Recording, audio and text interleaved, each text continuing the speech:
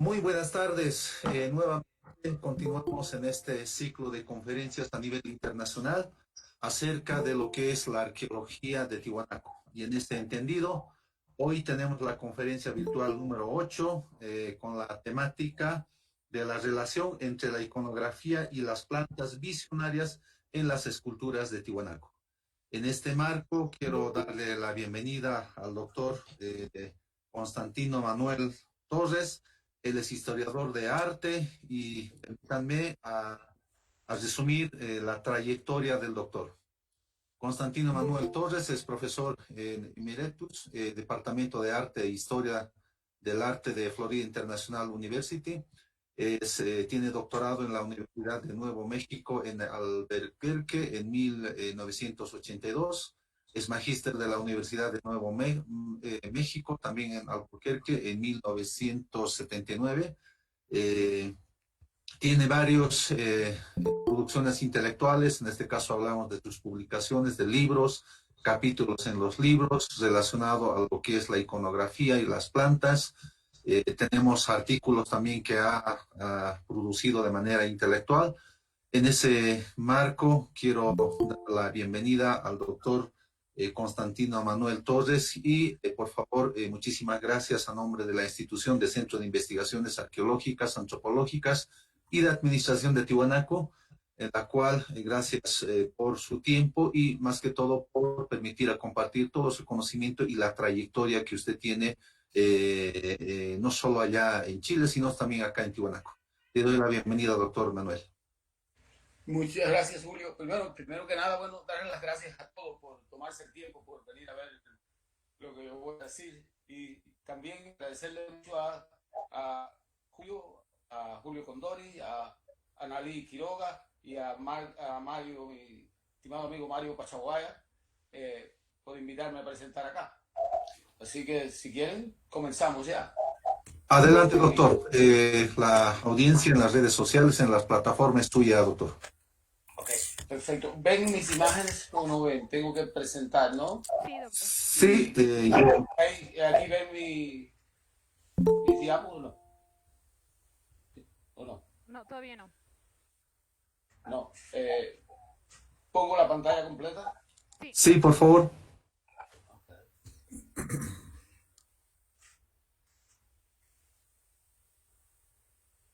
Okay. Ahí está. Ahora sí, puede empezar a compartir, doctor. Ok, bueno, yo creo que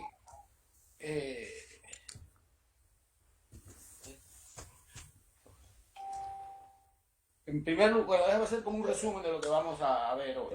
En primer lugar, voy a presentar algunas de las plantas visionarias disponibles en los Andes Centro-Sur, o sea, una selección solo. Dígame. Su pantalla podría compartir solamente la de la presentación que tiene. Estamos viendo las dos ahorita. Ahí están viendo las dos. Y después,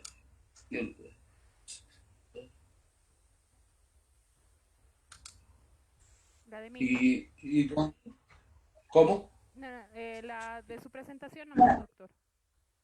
¿Y cómo hago eso? Porque aquí yo le... La de Play. Sí, aquí yo le doy a la pantalla que me dice que presente. Sí, Y ya entonces está, ahora... ya está, doctor, compartiendo. Solamente que la de su presentación nada más sería la que pueda compartir. ¿Y ya lo tienen o no? Sí, lo tenemos Ok. los dos. ¿Prefieres así? Exactamente. Correcto. Gracias. Correctamente. Ok. Sí, lo único que sí no veo a nadie. Y es como hablar así al vacío. ¿Ustedes no ven esto? No. ¿No ven mis imágenes aquí al otro lado? Sí, es que se ve muy pequeña la Sí. imagen. Ah, se ve muy pequeña, ok. Bueno, lo hacemos grande. Lo que me recordaba esto, cuando yo era pequeño, vi una señora en mi pueblo que yo vivía en Cuba, que ella caminaba por la calle hablando sola. Y es lo que a mí me da la impresión que aquí estoy como un loco que habla solo a mi computador, ¿no? Así que, bueno, pero lo haremos así. Ok. Bueno, en primer lugar, voy a presentar algunas de las plantas visionarias que están disponibles en los Andes Centro-Sur. Hay otras, pero estas 4 que les voy a presentar es las que hay la mayor probabilidad de su uso. Después, en el segundo lugar, voy a discutir las tabletas con iconografía tiahuanaco y presentar su distribución geográfica y determinar los elementos iconográficos más importantes. Tercero, voy a describir la escultura lítica de Tiwanaku y su relación con las plantas visionarias. Entonces concluiremos con un examen comparativo de los principales rasgos iconográficos. Okay. Ahora, lo que yo quisiera también discutir es por qué escojo la palabra visionaria y no otras de las tantas que se usan para referirse a ellas. Vayan leyendo ahí si pueden. Pero yo, por ejemplo, utilizar la palabra alucinógeno no me gusta. Es como decir que es una mentira, que la gente está viendo alucinaciones. Sí, y así que prefiero no usarla, porque, ¿sabes? Es obvio eso, ¿no?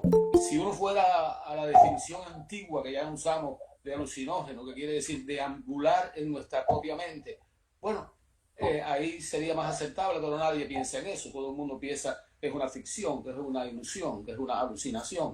La otra palabra que se usa con frecuencia es psicodélico. Y a mí no me molesta la palabra psicodélico si estuviera hablando de la segunda mitad del siglo XX.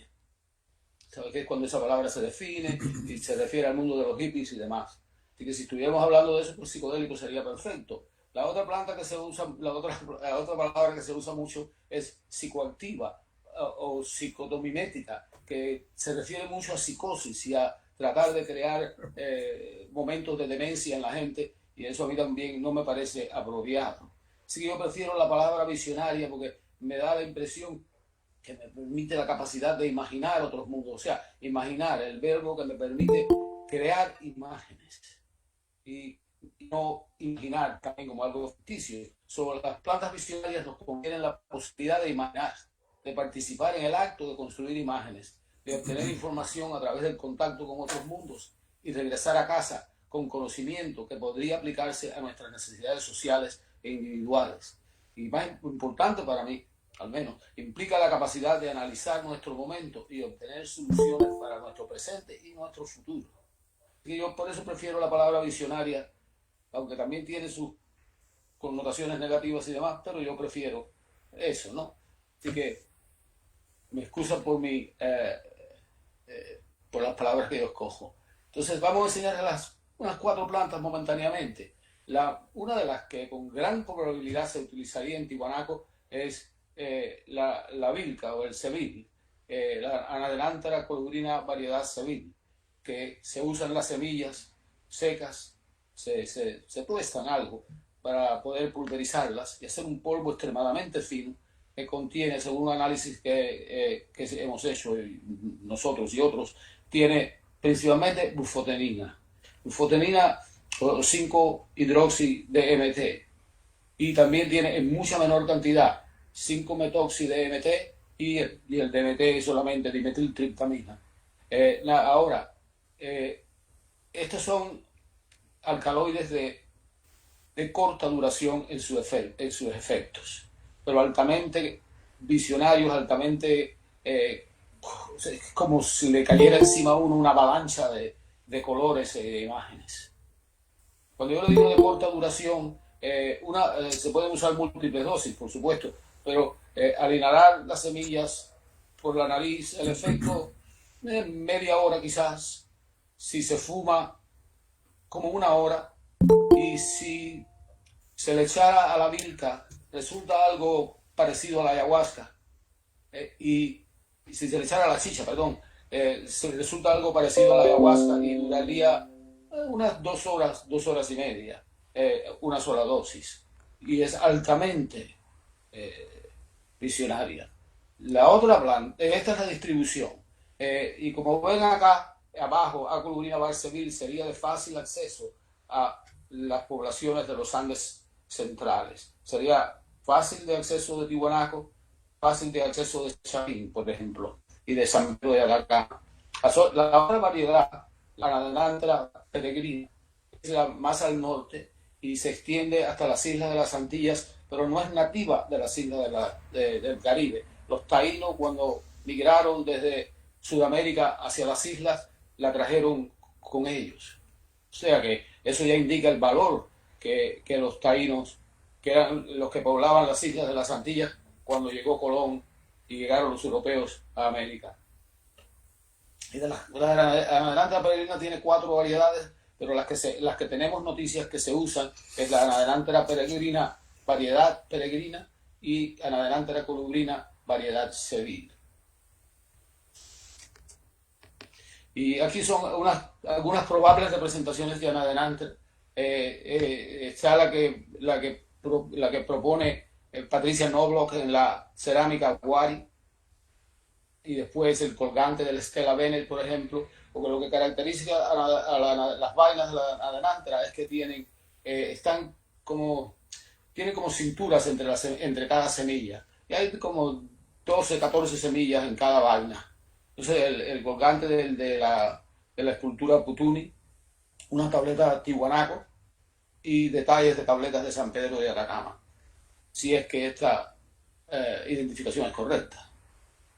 Entonces, la otra planta que muy probablemente hubiera sido usada en Tiwanaku es el cactus conocido hoy día como San Pedro o Ashuma. Yo estimo que el Trichoserius pacanoi, que es el que se usa hoy día en el norte del Perú, según Mario Polía, uno de los mayores investigadores de este tema, ese cactus, la extensión de ese cactus no llegaba más allá de Cusco. Y probablemente no llegó hasta Cusco como hasta el siglo XVI, pero en Tiwanaku se encuentra otra especie de tricocerio, el Trichoserius brigici, que tiene también mescalina, pero en mucha mayor proporción. O sea, es mescalina igual, pero es mucho más potente por volumen. Y esto diferencia del Seville o de la Vilca, en que el San Pedro o la Achuma es de muy larga duración. Un San Pedro bien preparado, bien fuerte, tomaría 12, 14 horas muchas veces. Y sí que hay diferencias ahí en eso, aunque también es altamente visionario, más que altamente visionario. Después, por supuesto, el tabaco. El tabaco está en todas partes, en todas las Américas. Se usa en todos los contextos chamánicos, en todos los contextos rituales. Es como me decía a mí un amigo amazónico, el pintor Pablo Amaringo, que era el rey de los vegetales. Pero así que con el tabaco siempre hay que contar. Y la otra planta en los Andes sería la coca, una planta en Sudamérica universalmente usada. Por ejemplo, aquí están estos individuos masticando coca de la escultura de Tiwanaku. Esas serían las 4 plantas más que diríamos que podría ser con gran seguridad que se usaban en Tiwanaku. Entonces, aquí yo, como voy a discutir mucho San Pedro de Atacama, aquí en este mapa está Tiwanaku y San Pedro de Atacama. San Pedro de Atacama es el límite sur de la presencia de iconografía Tiwanaku. Que ahí tenemos más o menos los dos extremos, más o menos, de esto. Entonces, en la parafernalia inhalatoria es que debe haber, les muestro después, pero hay unos 91 equipos alucinógenos, uno de los equipos inhalatorios más comunes. Y esto es lo normal. Esto es un equipo, muestra que le estoy, es de San Pedro de Atacama. Y esto es lo típico. Estos objetos están todos dentro de esa bolsa, que a su vez se encontraba dentro de otra bolsa. Y así que es la bolsa textil, la tableta de madera para depositar los polvos visionarios, una cucharita de madera para sacar los polvos de las bolsas que contienen, la bolsa de cuero para guardar los polvos, y encima de la tableta el tubo para la inhalación de los polvos visionarios. Esto es bastante común en total, incluyendo las Tiwanaku y los no Tiwanaku. Debe haber en los Andes centrales, yo diría, un cálculo así por arribita, como unas 500 de estas tabletas. El Tiwanaku la distribución Tiwanaku son aquí en estos sitios, de San Pedro de Atacama, Toconao en el sur, a Niñorín en el norte, todas en una fecha más o menos de 300 a 1000. Y este es el inventario de tabletas con iconografía Tiwanaku. San Pedro de Atacama, debido a las buenas condiciones climáticas para preservar madera y la intensidad de excavaciones que ha habido en esa área, se conocen de ahí de San Pedro 64 tabletas. Esas 64 tabletas son solamente como un 8% del total de tabletas de San Pedro. En San Pedro debe haber unas 411 tabletas. Y después del resto en Tiwanaku, que las condiciones climáticas solamente no favorecen mucho la preservación de la madera, hay 8 de piedra y de hueso. En San Pedro de Atacama solamente hay unas como 5 tabletas que no son de madera, 5 o 6 tabletas que no son de madera, y el resto, las otras 80 y tantas, no son de madera. Si uno conservara esa proporción en Tiwanaku, debe haber habido entonces cientos de tabletas de madera, si esto aguantara, ¿no? Entonces en Niño Corín hay 6, ahí vamos, entonces siempre son pocas las cantidades para hacer un total de 91 tabletas Tiwanaku en toda el área, en toda esta área, unas 91 de ellas. Okay. Entonces, esta es una foto de Google de San Pedro de Atacama, y estos son los sitios arqueológicos en San Pedro donde se han encontrado objetos con iconografía tiwanaku. El pueblo hoy día de San Pedro de Atacama es por ahí, por donde dice Solcor 3. El resto es áreas de agricultura. Estas 2 tabletas tiwanaku de San Pedro de Atacama con sus correspondientes tubos. Como ven, una figura frontal con los brazos en el torso y una figura de perfil mirando hacia arriba, un tubo de madera y un tubo de cobre, con aleación de cobre y oro puro, ¿no? Esto es tamaño, esa tableta es del tamaño de la palma de una mano. Estas son otras tabletas estilo tiwanaku de San Pedro de Atacama, así que y todas tienen, como veremos, una iconografía típica tiwanaku, como veremos en un momento. La figura frontal empezando de la izquierda hacia la derecha arriba, una tableta con una figura frontal portando cetros, una tableta con una imagen de cóndor en 3 dimensiones, otra tableta con la figura de perfil mirando hacia arriba, aguantando un cetro. La cuarta, la de los ojos azules, es una figura que aguanta hacha y cabeza trofeo. La otra es un camelio cargando un bulto. Entonces abajo otra figura de perfil y una cabeza, y a la derecha abajo una cabeza radiante. Y estos son los tubos, algunos de los tubos de San Pedro, donde hay 19 tubos con iconografía tiwanaku. Este como un chachacuma, este otro que tiene una figurita con hacha y cabeza trofeo, y algo bien original, la nariz se quita y se pone. ¿Qué significado puede haber tenido eso? Bueno, esto es algo que se hace por la nariz, es algo que señala, podríamos decir que es un respirar mágico, porque un inhalar de esto te lanza a otras dimensiones. La otra es un individuo con una máscara que podría ser interpretada como máscara de camélido, y el otro es un individuo sentado con un hacha y cabeza trofeo. Entonces hay otros 19 en total. Estos son los únicos 2 tubos que se han encontrado en Tiwanaku. Este tubo de hueso de camélido de la derecha, eso lo encontró Hule, según su descripción, en la superficie del sitio de Tiwanaku. Y el otro es un dibujo que publica Poznański. Y estos son los únicos 2 tubos que yo al menos conozco de Tiwanaku. Entonces, en la cuenca del lago se encuentra, por ejemplo, esta tabletita de hueso arriba izquierda de Putuni, al lado derecho la famosa tableta de Amaguaya, y abajo la del museo, a la izquierda abajo, el Museo Etnográfico de Tiwanaku, y otras 2 que se encuentran en el Romer Museum en Alemania. Una totalmente desfasada, ¿no? Y la otra, aunque la procedencia de Tiwanaku en eso está en veremos, ¿no? Eso no es una procedencia segura. Entonces, siguiendo con las tablas de la cuenca del Titicaca, esa de arriba izquierda está en el Museo de Denver, y volveremos a esa tableta un poquito más adelante. Entonces, estas 3 de abajo, que son del Museo de Pensilvania, eso las recoge Hule a principios del siglo XX. y la última de allá es una de las 6 de Tiño Corín, que se encuentra en el Museo de las Culturas Mundiales de Gotemburgo.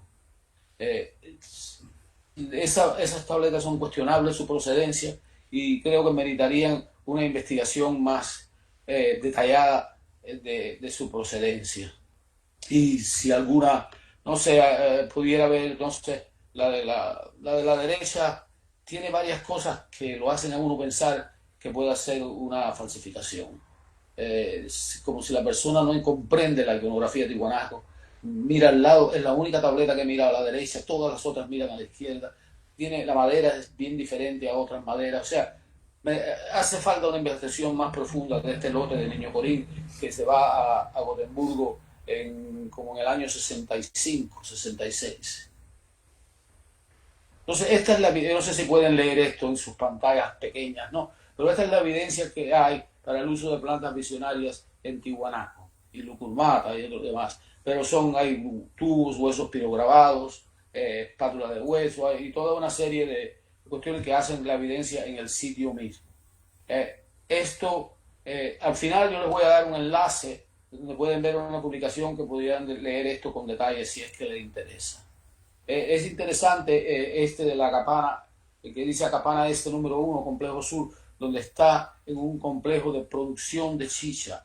Y eso es algo que es lo que yo estoy investigando en estos momentos, es esto de la adición de semillas de vilca durante la fermentación de la chicha, como lo menciona Polo de Ondegardo, Garcilaso de la Vega, Cobo y otros. Y eso es algo que no es, que yo sepa, no es usado hoy, pero sería interesante reconstruir esto, hacer un modelo y analizarlo y hacer un bioensayo. O sea, en realidad la única modo de saber cómo esto funciona es usarlo una persona y no dárselo a animales ni a nada. Además no es ético dárselo a animales.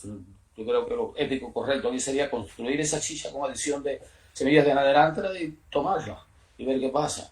Que puede ser peligroso, bueno, quizás, pero es algo que debiéramos de investigar por razones como el monolito Ponce, que hablaremos un poquito más tarde.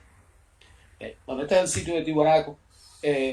Vamos a hablar de Estela Ponce primero, que se encuentra ahí en el punto rojo, donde fue encontrada por Ponce San Ginés. Y hoy día, y esto no quiero ser controversial aquí, pero yo creo que si uno mirara de la forma que se encontraron originalmente, el Ponce, lo mismo que el Bennett, y uno los sacara del hoyo en que se encuentra, yo diría que las dos miraban hacia el sur, o sea, miraban hacia la Acapana y no hacia la puesta y la salida del sol. Pero bueno, yo admito que puedo estar bien equivocado en esa, pero a mí me da la impresión de que miraban al sur, a la Acapana, que podría ser un sitio sagrado de gran importancia. O es un sitio sagrado de gran importancia. Ahora esta es la Estela Ponce, a 3 metros, y lleva unos objetos en sus manos muy interesantes que nos vamos a concentrar en este momento. Okay. Este es el dibujo, yo le llamaría más un mapa iconográfico que yo he hecho con la ayuda de mi señora Donna Torres, y nos pasamos un mes en Tiwanaku tratando de hacer este dibujo. Yo creo que está bastante correcto. El único lugar donde me gustaría volver a Tiwanaku es la parte de abajo del brazo derecho. Esas dos figuras ahí siempre están en la sombra y es muy difícil fotografiar y obtener detalles de esos dibujos, pero yo creo que están bien lo demás. Y entonces en el hombro derecho ven, por supuesto, la cristianización de esta escultura, donde está la cruz y la Trinidad. Esta cristianización y la sepultura de ella debe haber ocurrido en el siglo XVI, lo mismo que esa otra escultura muy poco conocida y publicada que se encuentra en el centro del pueblo de Tiwanaku, en la sala de una casa, donde ahí esa tiene una inscripción en el estómago que dice que fue, si me acuerdo bien, que fue cristianizada, se quieren llamar así, en el año 1547. Pero y estos son lo que los veas. Hace ya varios años, José Berenguer determinó que el objeto que la figura aguanta en su mano derecha es una tableta. Y generalmente, debido a la opinión de Bennett y otros en el Bennett, se ha dicho que lo que aguanta en la mano izquierda es un quero. Pero yo creo que existe también la probabilidad de lo que aguanta esa figura en su mano es el equipo inhalatorio. Por ejemplo, fíjense en la foto de la derecha arriba y su forma y lo que tiene esta figura en su mano y la forma de un quero abajo. Un quero es mucho más, sus lados son más convexos, no son tan derechos como la del equipo. Si yo creo que se pudiera proponer tentativamente que lo que está aguantando en su mano izquierda no es un quero, sino es la bolsa del equipo inhalatorio, o sea, una tableta y la bolsa del equipo inhalatorio en su lado.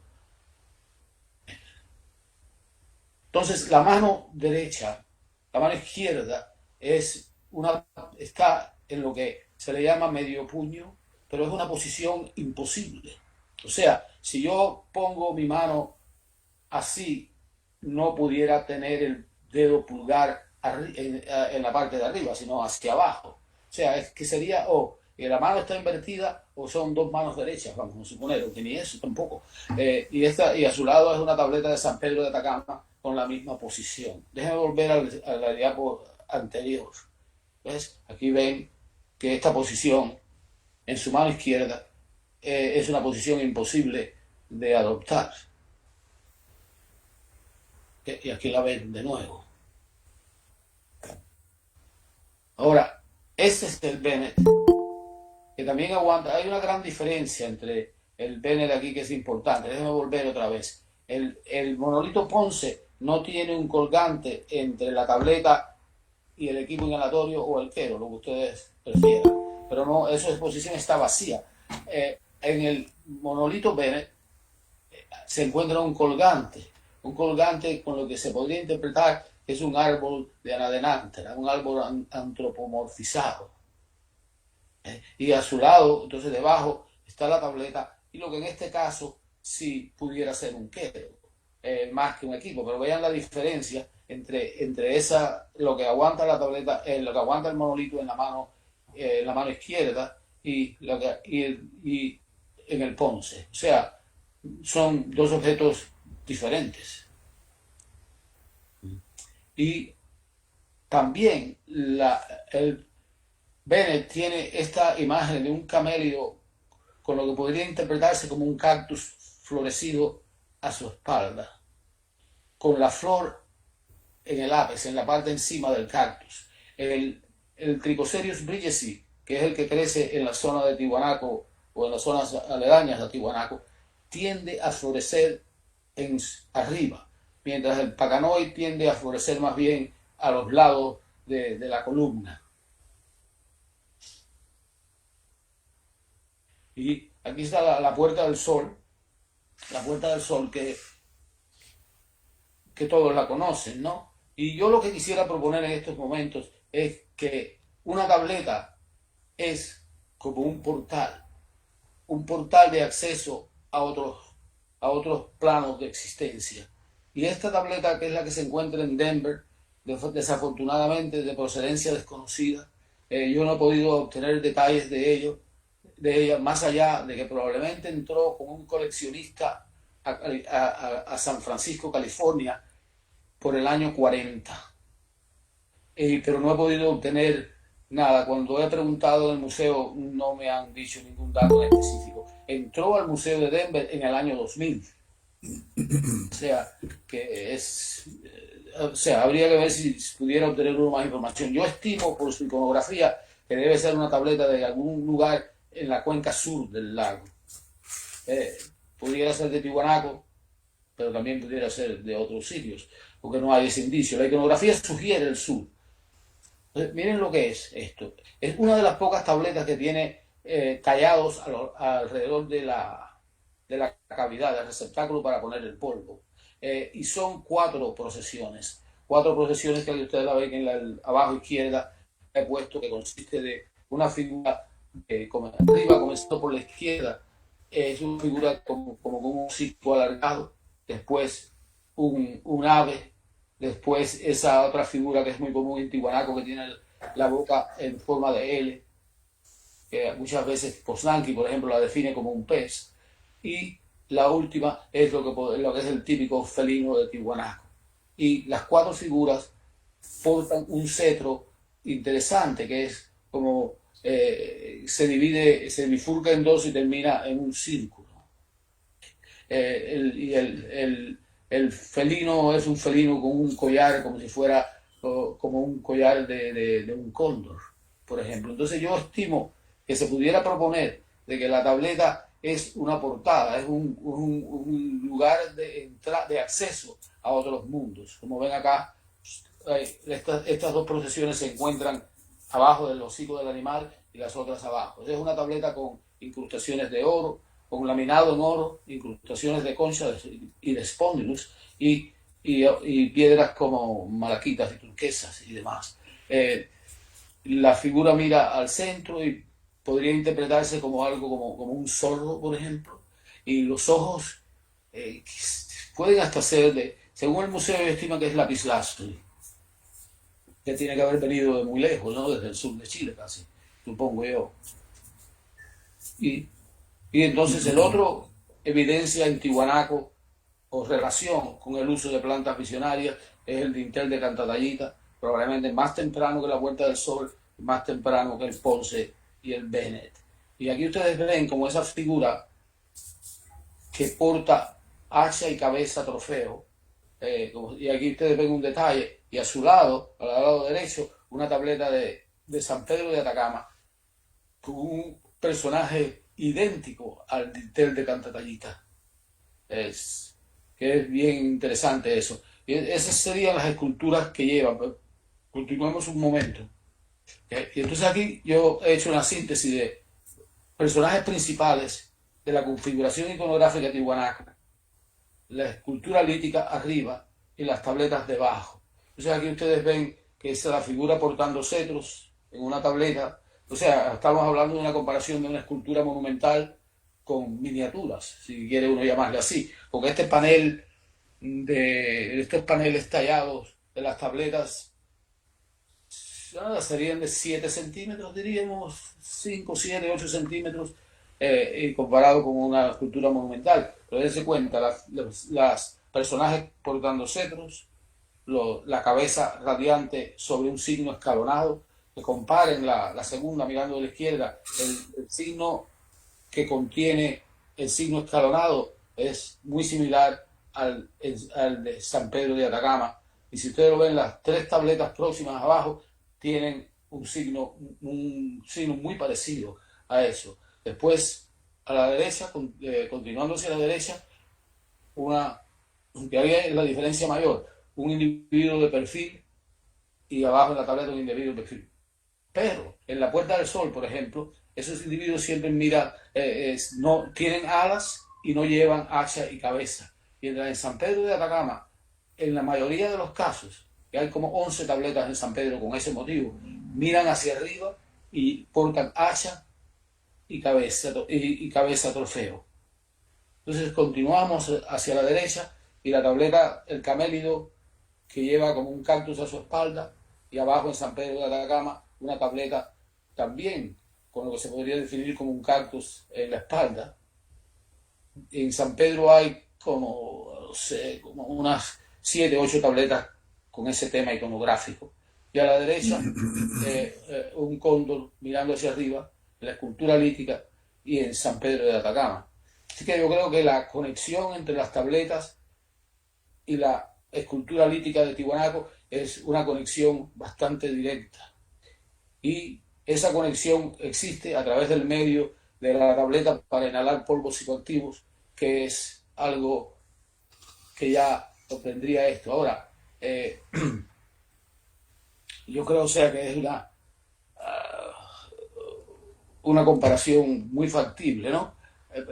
Y ahí es donde yo quería concluir, porque yo quisiera tener tiempo para preguntas. Así que de nuevo le quisiera agradecer al señor Julio Condori, a Annalise Doga, a Mario Chaguaya y aconsejar que visiten el sitio de Tiwanaku, el sitio web de Tiwanaku, que es un sitio excelente, muy bien hecho.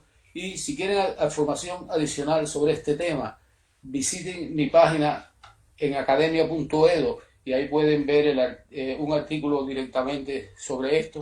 Y si quieren alguna información, además, me pueden escribir a mi dirección, torresm, fiu.edu.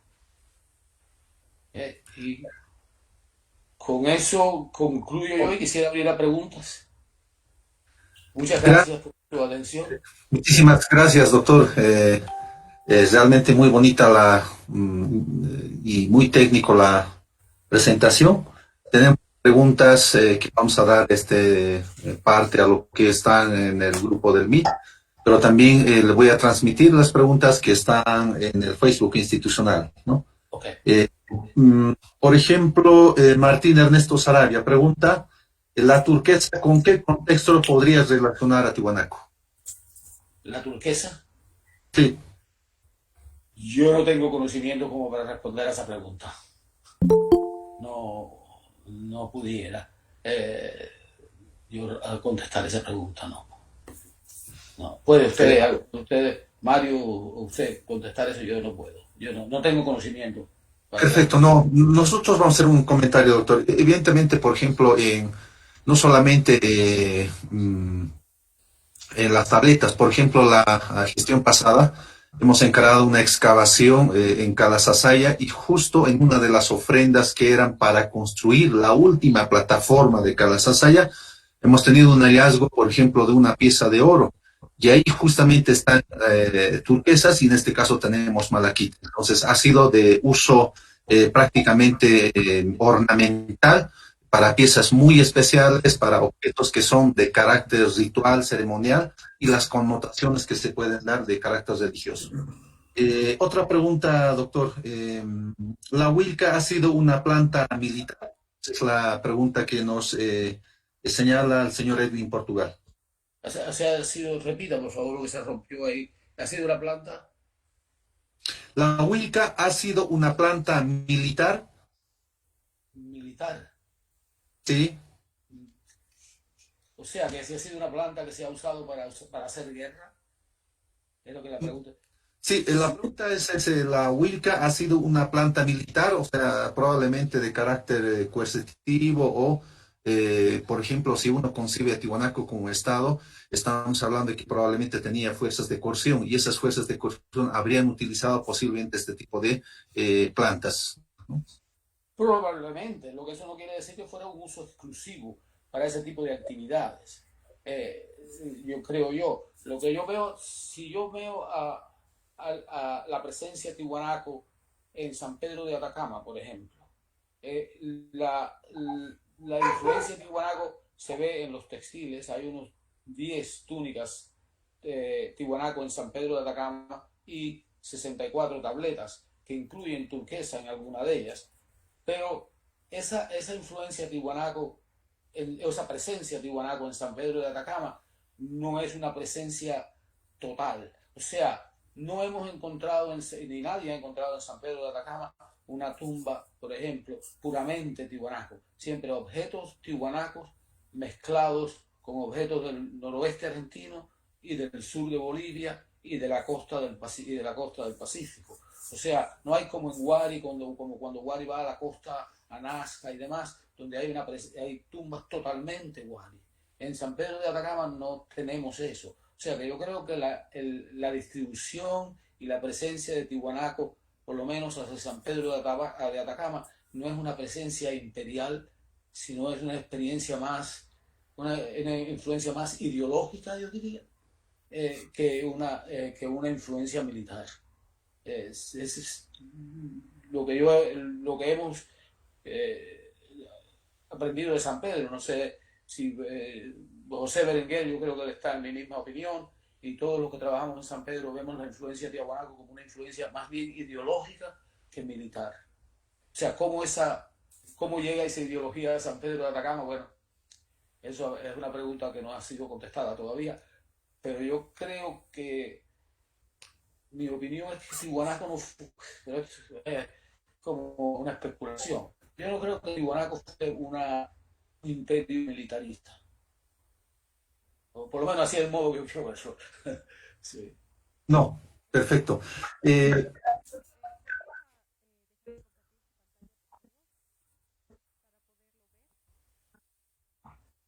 Okay. ¿Cómo hago eso? como paro de presentación, o sea, Misar. Doctor, ahí está o no.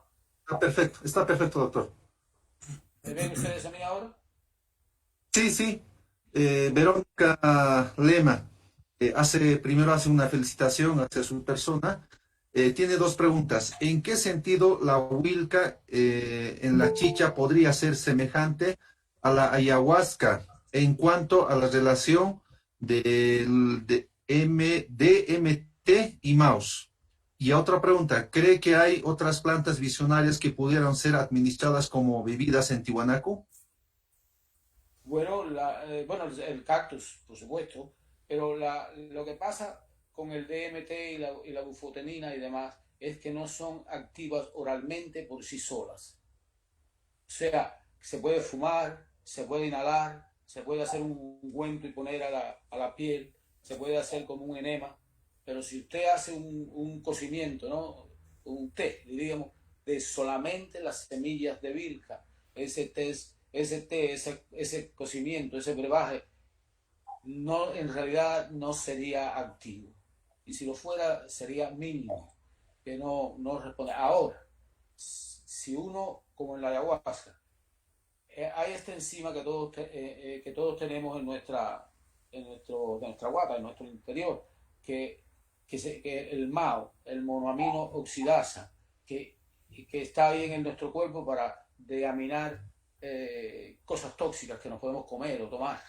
Y muchas medicinas de hoy día para la presión, por ejemplo, son inhibidoras de MAO, del monoamina oxidasa. Ahora, el alcohol, el etanol, si uno se cura bien esta noche y mañana le analizan el orine, ese orine va a estar cargadito de lo que se llaman beta-carbolinas, que es un alcaloide que inhibe la producción del MAO.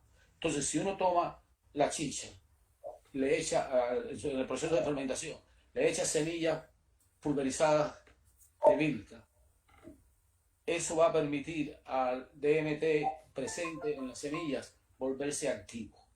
Es el mismo principio de la ayahuasca. La ayahuasca son dos plantas, una es la Banisteriopsis caapi, que es una liana, y la otra es una Psychotria viridis o chacruna, que es la hoja que tiene el DMT. Y la básica de ayahuasca es una combinación, cocinar estas dos plantas juntas. Y se produce, la Banisteriopsis caapi tiene las beta-carbolinas, o sea, armina, armalina y tetrahidroarmina, y hacen posible que el DMT sea activo. Ahora, si pudiera utilizarse, ahora lo que yo veo, por ejemplo, un trabajo reciente que fue publicado sobre la cueva que se llama la Cueva del Chileno, en el sur de Bolivia. Ahí encontraron en una bolsa que había la presencia de arminas. Y los autores proponen de que esto era Banisteriopsis caapi, que traían importada al altiplano desde la Amazonía. Y es algo posible, porque todo casi es posible, pero sería una importación mayor, porque para hacer, por ejemplo, ayahuasca efectiva se necesitaría por persona como 1 metro de liana por persona. Entonces, así que imagínense usted cuánta liana hubiera que traer desde la Amazonía hacia el altiplano. Pero yo creo que esa presencia de armina y demás puede ser presente porque hay muchas plantas en el altiplano que tienen estas betacarbolinas. Por ejemplo, en este caso sería plantas en la quebrada de Humahuaca, donde hay algarrobos como lo que se llama prosopis negro, y el prosopis negro tiene estas betacarbolinas. O sea, no habría que ir a buscar tan lejos para encontrarlo, pero lo tienen ahí a sus pies, ¿no? Así que yo creo que eso sería lo más probable. Prosopis nigra, y quién sabe, habría que explorar y descubrir otras para poder hacerlo. Pero yo creo que eso es más probable, esa situación de encontrar las plantas en tu propio medio ambiente, que irte a buscarlas a cientos de kilómetros y traerla de vuelta. Y como cualquier persona que depende de esto en un contexto ritual, no creo que es muy práctico depender de tan lejanía para efectuar tus rituales, ¿no? Pero sí que yo creo que sí, en San Pedro puede haber una multiplicidad de bebidas como la ayahuasca, o sea, análogos de la ayahuasca. No sé si esta respuesta tan larga responde a la pregunta de Verónica, pero... Perfecto, tenemos todavía muchas más preguntas, doctor. Álvaro Mira, Sepúlveda, eh, ¿hay evidencias de uso de especies de género en brugmancia? es, antes de empezar a ver la charla hoy día, yo estaba mirando mi brumancia en el patio de aquí de la casa, en mi jardín, y pensaba, pero sería muy difícil especular si en el momento de Tiwanaku hubiera habido brumancia a esa altura. La brumancia es capaz de crecer a esa altura, y yo creo que es posible, pero no se conoce ninguna evidencia, aunque yo creo que es posible y probable que haya habido brumancia en esa zona, pero no hay ninguna evidencia. En Chavín, sin embargo, hay, hay representaciones de brumancia en la iconografía, en el obelisco Tello, por ejemplo. Así que yo creo que es muy probable que haya también sucedido en Tiwanaku. Perfecto. José Marcial Hernández Soto pregunta, ¿por qué las tabletas de rapé tienen cuatro puntas generalmente? Tienen cuatro puntas. Creo que se refiere a la morfología de las Pero tabletas. bueno, la mayoría de las tabletas son rectangulares y acampanadas, ¿no? Pero hay algunas circulares, hay varias que yo conozco que son circulares, como hay una del sitio arqueológico que se llama la Caspana en el norte de Chile, también en San Pedro de Atacama, también en tabletas del siglo XIX en la Amazonía. O sea que son menos, pero existen tabletas no solo circulares, pero oblongas también, en San Pedro de Atacama también, en Xiu y otros lugares así. O sea, la mayoría son rectangulares, pero no todas. Perfecto. Sayuca, otra pregunta. ¿Podría comentarnos acerca del decapitador de venado? ¿Del decapitador de qué? Del decapitador. Venado. Sí, Bueno, el vuelvo venado, a leer la pregunta. ¿Podría comentarnos acerca del decapitador venado? bueno, no es tan frecuente, pero lo que sí es curioso referente al venado y las plantas visionarias es de que a través del mundo entero, cérvidos están conectados con las plantas visionarias. Si usted mira en Siberia, por ejemplo, el venado está asociado al hongo Amanita muscaria, que es una comida que le gusta mucho a los renos. Tanto le gusta a los renos que si unos renos lo comen y se lo comen todo, cuando orinan, los otros renos toman el orine de estos renos en estado de ebriedad que se han comido el hongo. ¿Sabe cuál es? La manita muscaria es el hongo rojo con puntos blancos que uno ve en todos los jardines de niños, ¿no? Y demás. Bueno, y es el color de, del viejo, no sé cómo le llaman ustedes, de Santa Claus, del viejito pascuero, que es rojo y blanco, y lleva los renos que lo llevan, y los renos vuelan, y tiene ayudantes espirituales como los pequeñitos gnomos y demás. O sea, el viejo pascuero, Santa Claus, o como le quieran llamar, es como un chamán escondido, vamos a decir, porque llena todas las características de eso, ¿no? También entonces si uno sigue, por ejemplo, a los huicholes en la zona de Nayarit, en México, los huicháricas, ellos asocian el peyote a un ciervo. Ellos ven al peyote que es un cactus que crece muy bajo, o sea, casi a ras de la tierra, y ellos lo identifican como las huellas del ciervo, y vienen de nuestro abuelo Cayahumari, que es un viejo, un ancestro ciervo.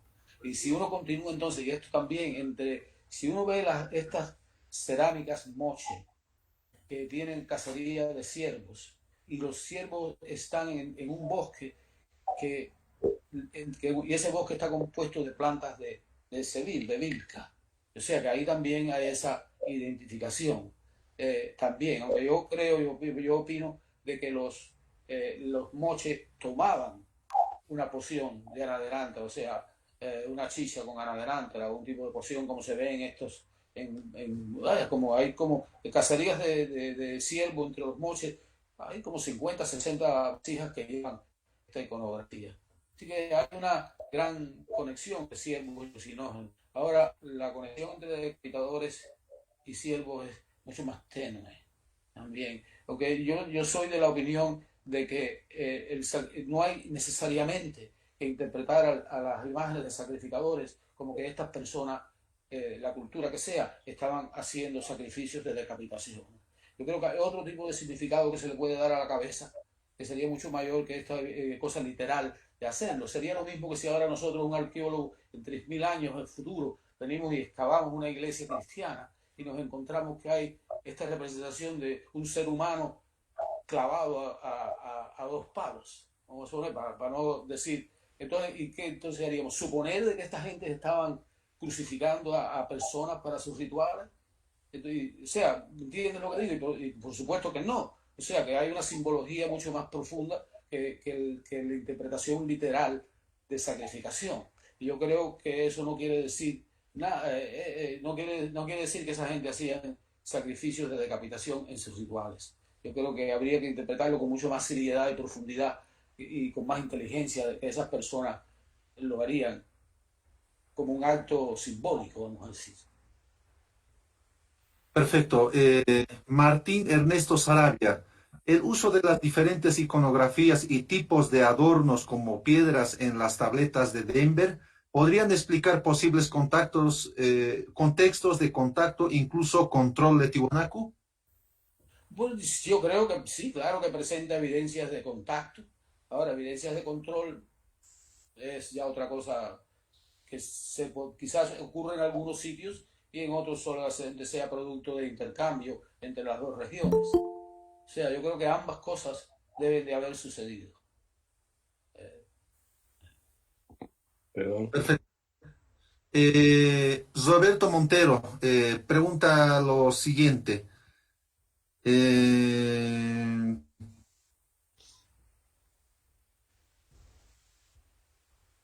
sobre la relación entre la iconografía relacionada con las plantas visionarias de la escultura y la escultura. Nos pregunta la siguiente, por favor. ¿Cuál es la antigüedad de la cultura tiwanaku? Eso ya creo que podríamos comentarlos nosotros. Estamos hablando de 100 a 1150 después de Cristo. Tenemos otra pregunta del señor Peter William Barrón Camacho, en el que pregunta, ¿hay indicios en que alguna vez la gente del pueblo de Tiwanaku utilizaba estas plantas o es que solamente estaba destinado a la realeza? Bueno, es otra de esas preguntas imposibles de contestar, únicamente que tuviéramos un informante y tuviéramos capacidad de ser un medium, ¿no? De comunicarnos con los ancestros, ¿no? Yo creo, sería un poco difícil. Ahora, si lo miramos por la evidencia que presentan los pueblos amazónicos, como los Yanomamo, por ejemplo, no solo lo que él le llamaba realeza, vamos a decir, las personas importantes, lo utilizaban la naderántera y la planta que se llama virola, ahí la usaban casi todos los hombres al menos. Y entre los huichol, por ejemplo, los huichárica, de que hablábamos del peyote hace un ratito, ahí ellos van a un peregrinaje a la zona donde crece el peyote, que es como a unos 300, 400 kilómetros de su zona. Y ahí no solo la utiliza no solo el chamán jefe, sino la utilizan todas las personas que participan en el peregrinaje, incluyendo los niños. Que eso es algo bien interesante. Niños que todavía están amamantando. Porque se ve que un niño, por ejemplo, que tiene, no sé, ustedes usan la palabra perreta para cuando un niño se pone bien, así, intenso, y entonces la madre le da un pedacito de peyote y lo calma. Y el niño empieza como a ver cosas y a agarrarlas en el aire y demás. O sea que hay todo un espectro de cosas, pero en la mayoría de los casos la utilizan todos. Yo no creo que sea una actividad recreacional como el concepto de usar drogas que tenemos nosotros hoy día. Pero es una participación más amplia que solo el elite. Perfecto. Otra pregunta, Milton Eisegide. ¿Qué relación hay entre la huilca y el achumar? ¿Son las mismas plantas alucinógenas o diferentes? ¿Y en qué conexiones hay entre Nazca y Tiwanaku? Ya que los tejidos hay similitudes extraordinarias. Bueno, son tres preguntas, ¿no? Pero bueno, la vilca es la semilla de un árbol que crece en vainas. La chuma es un cactus alto, columna, un cactus columnar. O sea, y el cactus contiene mescalina, las semillas de vilca contienen dimetiltriptamina y otros alcaloides. O sea que son dos plantas diferentes, aunque puede haber habido momentos, aunque yo creo que esto no quizás sea, que se pueden haber usado, las culturas pueden haber utilizado las dos plantas. Ahora que las hayan utilizado simultáneamente, no creo yo. Pero es solamente una especulación de mi parte.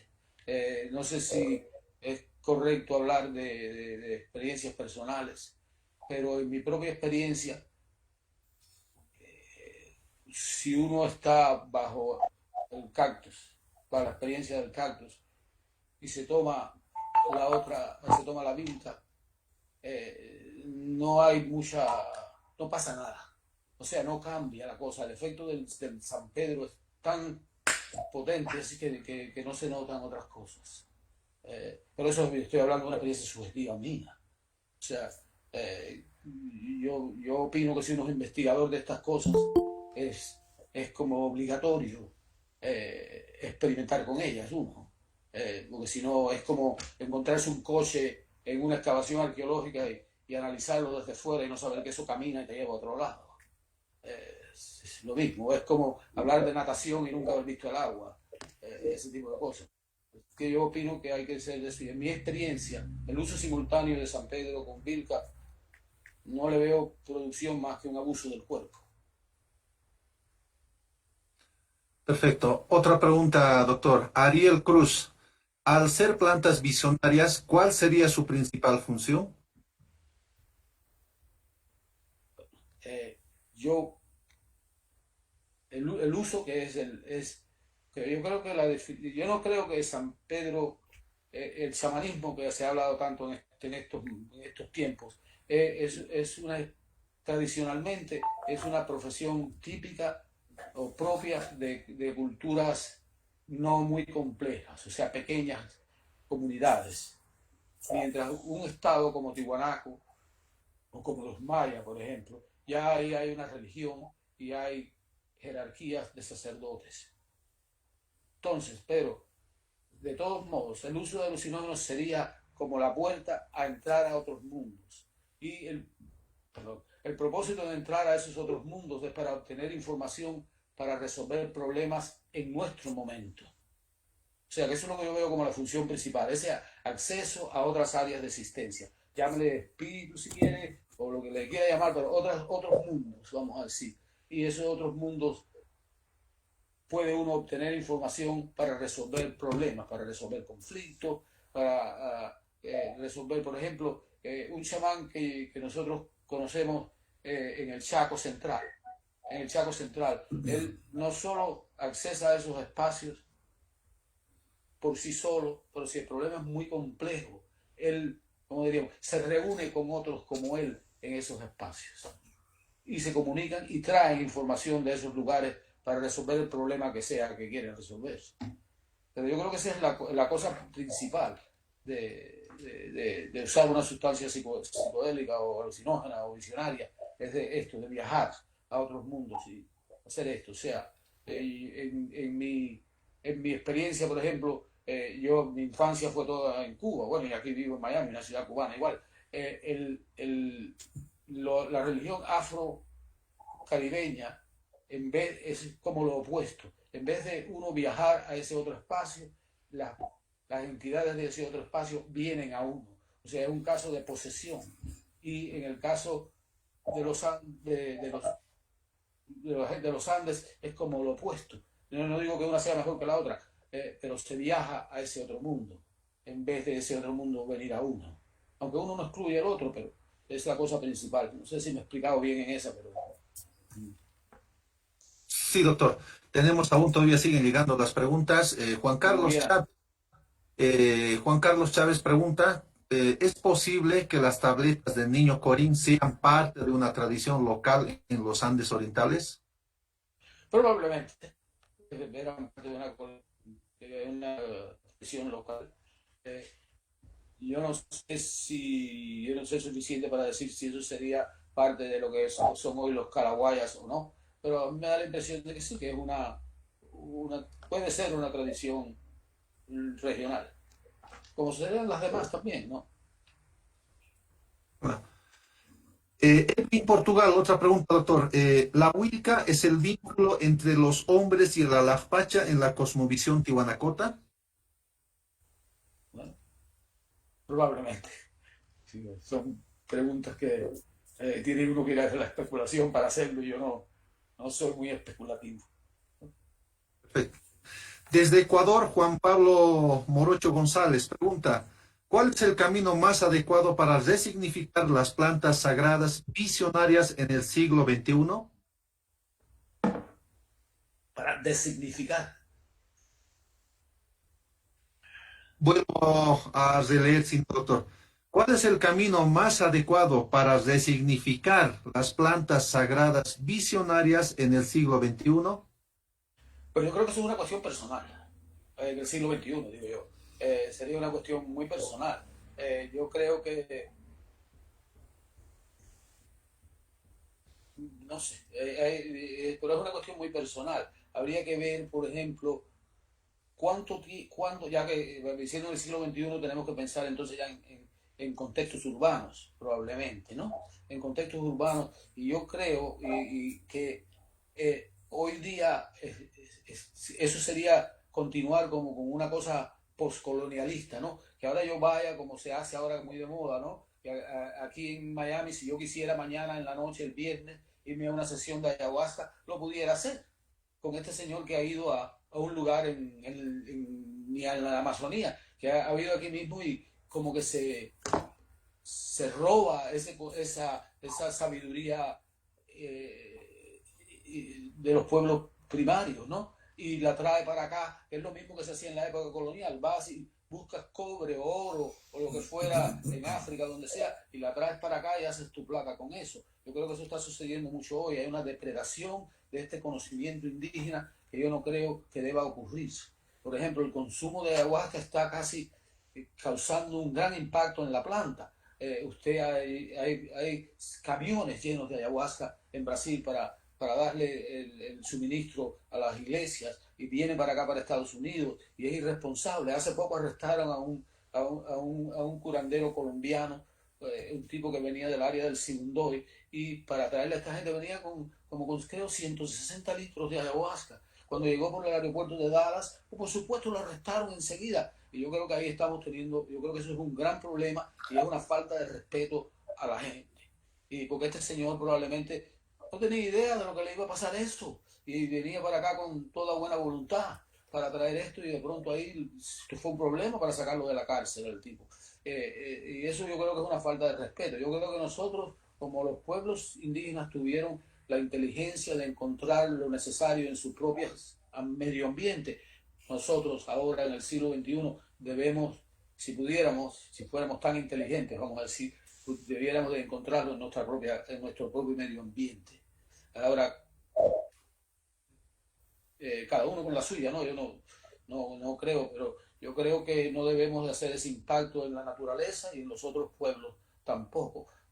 Lo mismo está pasando con el peyote. El peyote crece en la frontera entre Estados Unidos y México. Y el peyote está haciendo mucha demanda y está en peligro de extinción. O sea que, ¿qué podemos hacer nosotros interesados en esto en estos momentos? Es un problema difícil, ese problema de cómo resignificarlas. Perfecto. Víctor González nos pregunta, ante tanto registro y evidencia de dispositivos de consumo de las plantas mágicas, ¿qué propósito cumplían al interior de la sociedad tihuanacota? ¿Qué sentido tiene el acceso a la realidad extraordinaria, tan considerado en los Bueno, monolitos ahí yo 11? creo que el acceso a la realidad extraordinaria es, o sea, vamos a suponer que hay una situación X en Tiwanaku y estos individuos técnicos en el uso de estas plantas accesan a esos espacios extraordinarios con el propósito de obtener respuestas solucionar esos problemas en la cultura, ya sea una epidemia en la gente, o ya sea un conflicto con pueblos vecinos, o ya sea problemas con plagas en la agricultura, o porque usted quiere desarrollar un sentido místico, si quiere, de obtener sabidurías ancestrales. Yo creo que debe haber habido múltiples propósitos para esto.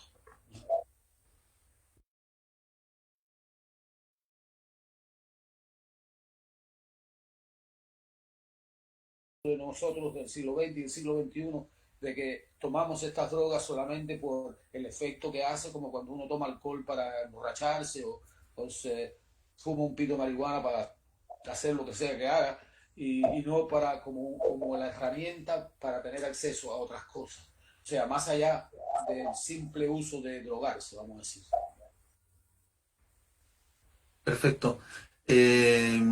Tenemos más preguntas todavía. Alejandro Sanz Santillán pregunta, en su exposición a un inicio ha mostrado 4 plantas, el huilca, San Pedro, tabaco y coca. En la iconografía nos interpreta unos símbolos como el huilca y como la mencionada cactácea. ¿Tiene otros gráficos que interpreta como otras plantas? No en Tiwanaku. En Chavín hay la representación de Brumancia, como dije, pero que yo sepa, y esto es interesante, pero que yo sepa, la coca es muy raramente representada en la iconografía. Hay algunas 2 o 3 vasijas Nazca que tienen representaciones de unas hojas que pudieran interpretarse como coca, pero la representación de la coca es muy poco común. Rara, vamos a decir. Hasta por ejemplo, en San Pedro de Atacama, que se han excavado cientos de tumbas, nunca se han encontrado hojas de coca. Se han encontrado yipta y palitos y para la yipta, pero nunca se ha encontrado en esos cientos de tumbas bolsas con las hojas.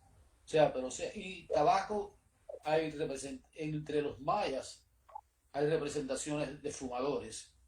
Pero que yo sepa, en Tiwanaku, ni entre los moches, ni Chavín, hay representaciones de gente fumando. En San Pedro de Atacama hay muchas pipas, pero entre los moches no hay pipas, por ejemplo. En Tiwanaku, que yo sepa, ¿conocen ustedes pipas en Tiwanaku? ¿No? Por ahora no tenemos evidencias. No, por eso, es como, pero yo nunca, representaciones de tabaco, aparte de esos fumadores mayas, yo no conozco tampoco. Perfecto. Doctor Juan Carlos Rojas Quispe pregunta, dentro de la iconografía de Tiwanaku, ¿existe el detalle de la flora en algunas de las piezas líticas? Detalles de la flora en algunas. No, solamente esas probables representaciones de Vilca y la representación del camello cargado con el cactácea a su espalda, y no hay otras que yo me recuerde ahora de eso. ¿Ustedes? No creo, ¿no? Ya, perfecto. La penúltima pregunta, doctor. Emma Estrada. Estos saberes ancestrales, ¿qué tanto prevalecen en las comunidades de la región? Yo creo que ustedes pueden contestar esa pregunta mejor que yo. Yo no me atrevería a hacer esa intromisión. No sé, ¿qué opinan ustedes? Por sí, hay una continuidad cultural en la región y muchas de las plantas, los saberes, por ejemplo, acá, por lo menos en Bolivia, hay una constitución que es da su lugar a lo que es el conocimiento científico, pero también hay una dualidad a la par a esto, ¿no? Que es la medicina tradicional. Entonces, en este ámbito de la medicina tradicional, varios actores, los yatires, notas, van agrupándose y obviamente prevalece y mantienen aún todavía muchas de estas costumbres que habría que hacer más investigación y hacer una correlación con el dato arqueológico. Claro, sí. Gracias. La última pregunta, doctor. Para poder interpretar la cosmovisión de Tiwanaku, usted debe comprender primero el vínculo del hombre con el mapa o el mancapacha, la Lakpacha y el capacha. Esa cosmovisión de Tiwanaku, el acceso al mundo de las profundidades, el mundo presente o terrenal o el mundo externo en el cosmos, lo que hay en la tierra hay en el cielo, es en la dualidad tiwanacota. ¿Podría comentar algo sobre eso, doctor? Bueno, mi experiencia con todos los profesionales de este tema, o sea, chamanes, yatis, mautas y demás, mi experiencia es que lo que más me ha impresionado es su profundo conocimiento de nuestro paisaje. Es algo que para mí siempre ha sido asombroso. Por ejemplo, con este señor del Chaco que yo le hablaba hace un ratito, un día él nos llevó a mí y a mi esposa y Donna y hicimos una caminata por su paisaje. Debe haber sido 2 horas y media, 3 horas, y este señor sabía todo lo de su paisaje, piedras, pigmentos, el viento del modo que soplaba y todo. Y entonces lo que yo me he aprendido de eso es que también no hay esa separación tan estricta entre mundos que nosotros en el occidente tenemos, ¿no? Que es como si fuera, aquí hay este mundo y aquí está este otro mundo y todos están separados. Yo creo que en gente que tiene un conocimiento profundo de su paisaje, esos paisajes se expanden uno hacia el otro y no hay esas divisiones tan firmes. Me parece, ¿no? Eso es algo más occidental, esa separación entre mundos, de otras representaciones. Perfecto. Doctor, la última pregunta, por favor, que nos sigue llegando. Nos pregunta, ¿sabe usted, Cami Coya, ¿no? ¿Sabe usted cuál podría ser la razón de que la iconografía de las plantas maestras en Perú son naturalistas o realistas? En cambio, en Tiwanaku y Wari son más bien estilizadas y poco realistas, casi abstractas. Bueno, por ejemplo, ella probablemente estaba pensando en la cultura moche. La cultura moche comparada con Tiwanaku, las representaciones de la cultura moche son mucho más, ¿cómo lo diríamos? Desde un punto de vista son más realistas, o sea, son más descriptivas. Que las representaciones tiwanaku tienden a ser más, no sabría cómo explicarlo, ¿no? Pero si usted compara moche con tiwanaku, la de la moche es una cosa más descriptiva y entonces lo de tiwanaku es algo mucho más interpretativo que descriptivo. Es la impresión que me da, ¿no? Bueno, doctor Manuel, queremos agradecerles nuevamente desde el Centro de Investigaciones Arqueológicas, Antropológicas y de Administración de Tiwanaku por acompañarnos en esta conferencia. Gracias por compartir todo tu conocimiento, tu experiencia, prácticamente engranda este evento internacional. Y en ese entendido queremos agradecerles y también agradecer a todos que han seguido con su presencia tanto en el Grupo MIL como también en las redes sociales.